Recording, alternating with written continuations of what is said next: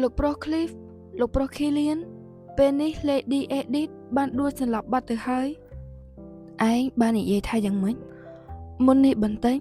Lady Edith បាននិយាយជាមួយនឹង Duchess នៅក្នុងបន្ទប់ហើយក្រោយមកនាងក៏បានដួលសន្លប់ភ្លាម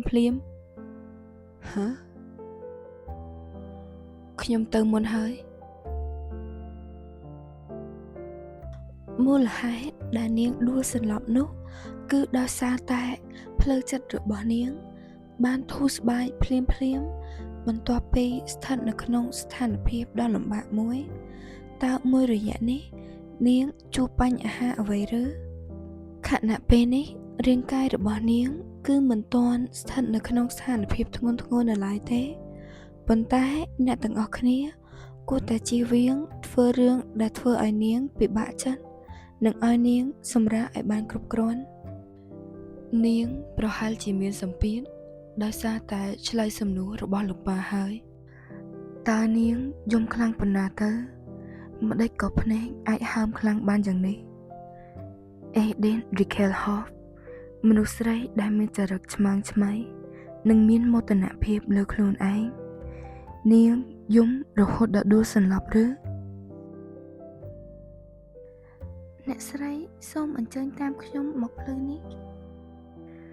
តើអ្នកម៉ាក់បាននិយាយអ្វីជាមួយនឹងនាង Edith ប្រាប់ម៉ាក់ថាប្រសិនបើនាងប្រាប់ទៅកាន់អ្នកដទៃថានាងមិនមែនជាអ្នកដែលលួចឯកសារសម្ងាត់ទាំងនោះនឹងគ្មាននរណាម្នាក់ដែលនឹងជឿនាង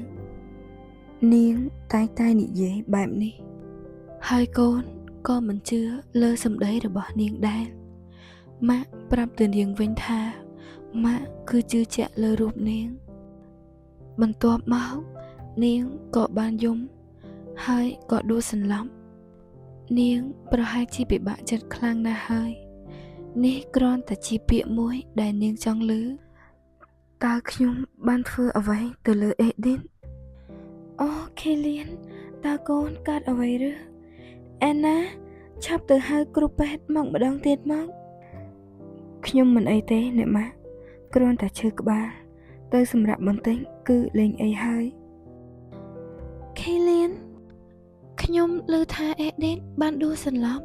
ទៅប្រញាប់មកទីនេះតែហេតុអ្វីទៅទឹកមុខរបស់លោកតើលោកកើតអ្វីឬហេតុអ្វីទៅមិនហៅពេទ្យមកម្ដងទៀត Erisa ដ៏គួរឲ្យស្រឡាញ់របស់ខ្ញុំប្រសិនបើខ្ញុំត្រូវបានប៉ះដោយដៃមួយគូនោះក្លិន lavender ការឈឺចាប់ទាំងនេះប្រកាសជាតើមានរឿងអ្វីឬ Killian ខ្ញុំមិនអីទេ Erisa សុំទោសផងខ្ញុំចង់ទៅសម្រាកបន្តិច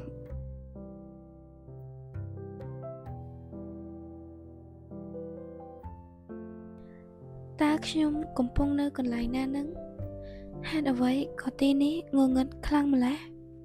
ឬមួយក៏ខ្ញុំបានស្លាប់ម្ដងទៀតប៉ុន្តែខ្ញុំចាំច្បាស់ណាស់មុននេះគឺខ្ញុំបានយំគ្មាននរណាដែលស្លាប់ដោយសារតែការយំនោះទេ Edith Rickelhoff អ្នកត្រូវតែគោរពច្បាប់ចំនួន3ដើម្បីរក្សាសណ្ដាប់ធ្នាប់ក្នុងការរស់នៅហើយមួយក្នុងចំណោមទាំង3នោះអ្នកមិនអាចបង្ហាញព័ត៌មានផ្ទាល់ខ្លួនប្រាប់នរណាម្នាក់បានទេច្បាប់សណ្ដាប់ធ្នាប់នៃការរស់នៅ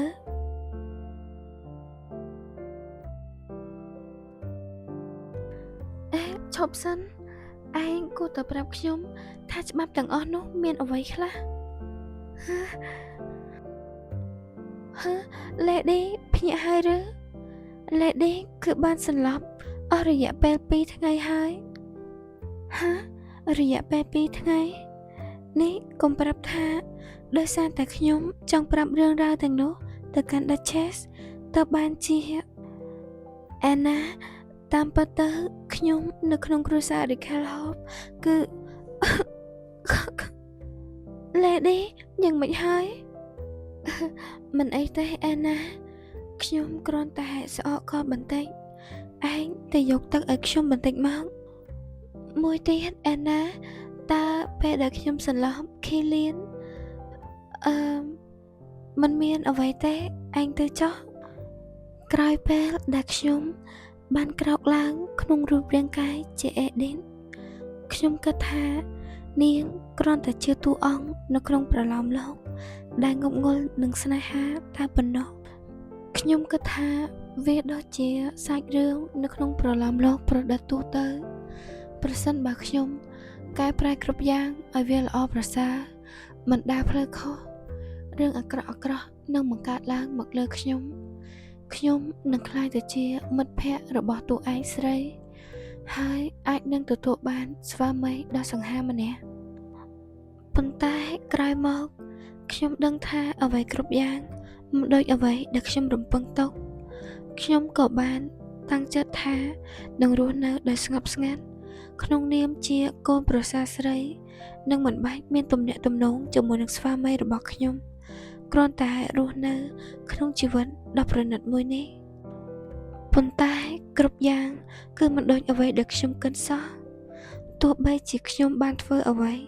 ឬមិនបានធ្វើអ្វីរឿងរ៉ាវនៅក្នុងព្រឹត្តិការណ៍ដើមគឺនៅតែបន្តដូចជាសាច់រឿងដើមដដែលវាដូចជាមានអំណាចអាចកំបាំងអ្វីម្យ៉ាងដែលទាញគ្រប់រឿងទាំងអស់ឲ្យចូលមកក្នុងសាច់រឿងដើមEdith Rickelhoff នាងត្រូវតែគោរពច្បាប់ចំនួន3ដើម្បីបន្តរស់រានមានជីវិតហើយមួយក្នុងចំណោមច្បាប់ទាំង3នោះគឺនាងមិនអាចបង្ហាញព័ត៌មានសម្ងាត់ទៅកាន់នរណាម្នាក់បានឡើយវាហាក់ដូចជាខ្ញុំគឺបានបោកប្រាស់ខ្លួនឯងតាំងពីដើមមកមិនមានអ្វីដែលអាចកែប្រែបានទេព្រោះខ្ញុំគឺជា Edith Rickelhoff មិនមែនជាតួអង្គសំខាន់នៅក្នុងសាច់រឿង Edith Rickelhoff នាងគឺជាតួអង្គចិត្តអាក្រក់នៅក្នុងសាច់រឿងរ៉ាវរបស់នាងស្ទើរតែទាំងអស់គឺត្រូវបានលាក់បាំងពីមហាជនដើម្បីបង្កឲ្យមានការស្អប់ចំពោះនាងកាន់តែខ្លាំងគ្រាន់តែជាតួអង្គរងដែលនឹងជួបសោកនាដកម្មស្លាប់ដោយសារតែប្តីរបស់ខ្លួនឯងកាត់ក្បាលទាំងអស់នេះគឺជារឿងដែលខ្ញុំមិនអាចជៀសវាងបានតើវគ្គបន្ទាប់គឺជាអ្វីទៅគឺវគ្គនោះខ្ញុំគួរតែទៅទីនោះឥឡូវនេះបន្ទាប់ពីត្រូវបានគេចាប់បានពីការលួចធ្វើឲ្យឯកសារសម្ងាត់បែកធ្លាយEdithគឺត្រូវមានវិបត្តិផ្លូវចិត្តយ៉ាងខ្លាំងនៅរាត្រីមួយនាងក៏បានចូលទៅក្នុងបន្ទប់របស់ Killian និងបានលួចថើមរាងកាយរបស់ Killian នៅពេលដែលគេគេងលក់ចាំឲ្យអ្នកទាំងអស់គ្នាចូលមកស្ដាប់adminល្អបន្តិច admin សួរមួយមើលអ្នកទាំងអស់គ្នានៅតាមខេត្តអ្នកទាំងអស់គ្នាមានចុះអាប់អត់ admin នៅខេត្តបន្ទាយមានជ័យហើយព្រឹកឡើងវាចុះអាប់មិនតែព្រឹកទេម៉ោង6ម៉ោង7ពេលខ្លះម៉ោងពេលល្ងាចម៉ោង4ម៉ោង5អីមេឃរៀងសតុំមើលពីចម្ងាយទៅគឺឃើញដូចភ្លៀងធ្លាក់ចឹងតាមពិតទៅវាចុះអាប់បើជិះពេលយប់ផងគឺពោពេញទៅដោយអាប់តែម្ដងមើលផ្លូវសឹងតែមិនចង់ឃើញបើក្បាលល្ងាចវិញគឺអាងឹតអូយជិះម៉ូតូអីមានអារម្មណ៍ដូចបរិយាកាសខ្លួនឯងនៅក្នុង Silent Hill មិនម្ដងឯងហើយផ្សាយនឹងវាធ្វើឲ្យសំឡេងរបស់ admin វាប្រែប្រួលផង admin អាសាផ្លាស់សាយមួយរយៈហ្នឹងគឺតឹងច្រមុះរហូតអ្នកទាំងអស់គ្នាជឿថា admin តឹងច្រមុះនេះ admin បិទសលេងឲ្យច្រឡំបិទច្រមុះមកជាហៀងគឺវាតឹងច្រមុះចឹងរហូតបណ្ដោយបានវីដេអូអេពីសូតមុនអេពីសូតទីម៉ាននេះ admin អត់ចាំអេពីសូតមុនអានេះបន្តិចអាហ្នឹងគឺសំឡេងសិនរបស់ admin ហ្មង admin record សលេងខ្លួនឯងមានអារម្មណ៍ថាវ៉ាវចង់ស្ដាប់ខ្លាំងចង់ធ្វើតដល់ពេលម្ដងថ្ងៃនេះមកស្ដាប់សលេងខ្លួនឯងម្ដងទៀតផ្ដាសាយហើយលេងចង់មានអារម្មណ៍ប៉ុន្តែ admin នឹងព្យាយាមធ្វើឲ្យអ្នកទាំងអស់គ្នាមើលក៏ទោះបីជា quality វាមិនសូវបានមិនក៏ admin នឹងព្យាយាមដែរអូខេអាន admin តិចផងទៅបើសិនជាអ្នកទាំងអស់គ្នាចង់ support admin នៅក្នុង description អូខេ bye bye